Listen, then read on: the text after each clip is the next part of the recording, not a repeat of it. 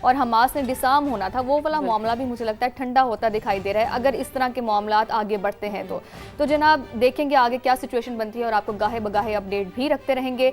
आगे बढ़ते हैं। हम आदमी हैं तुम्हारे जैसे, जो तुम करोगे वो हम करेंगे।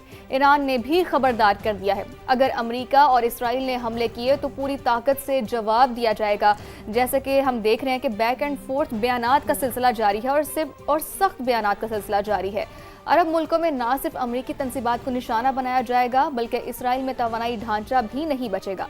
ईरान ने वाज़ेह कर दिया है कि सऊदी अरब, यूएई, कतर, कुवैत और इसराइल में अहदाफ हमारे मिसाइल की रेंज में है। देखिए ना, इसको अगर हम कनेक्ट करें, जैसे कि इससे पहले हम बात कर रहे थे ना कि जो वॉल स्ट्रीट जर्नल की रिपोर्ट है उसमें ये सामने आया कि जी इंटेंशन ये है इसराइल ख़ुद अब इन हमलों में शामिल होगा एंड ओवर द वीकेंड हम एक नई लहर हमलों की वहाँ से देख सकते हैं। वॉल स्ट्रीट जर्नल ने ये रिपोर्ट की है। तो उस बात पे एक आप लोगों को देखें, ईरानी एक कहते हैं ना कि एक जवाबी रिटेलिएशन मिला है कि जी हम आदमी हैं तुम्हारे जैसे, जो तुम करोगे वो हम करेंगे। और ये तो हमने देखा है क्योंकि वहाँ से अगर एक मिसाइल फायर होता है तो फिर ईरान भी पीछे नहीं रहता।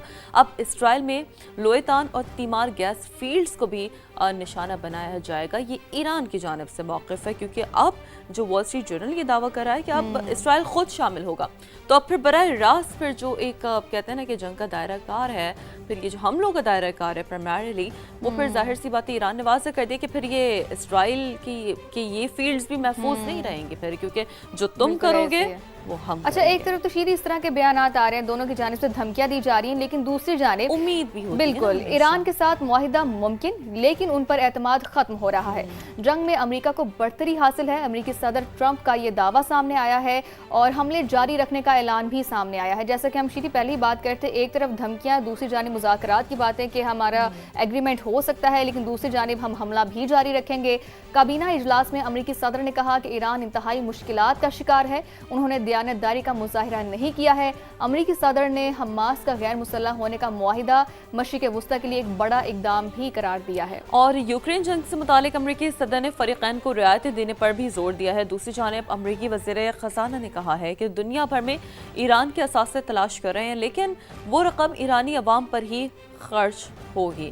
तो जाहिर सी बात है, देखिए room for question and negotiation तो हमेशा हम देखते हैं कि एक्सिस्ट करता है, और वही चीज़ इस तरह के जो गंभीर मामलात होते हैं उसे हल करने के लिए बड़ी अहम होती है।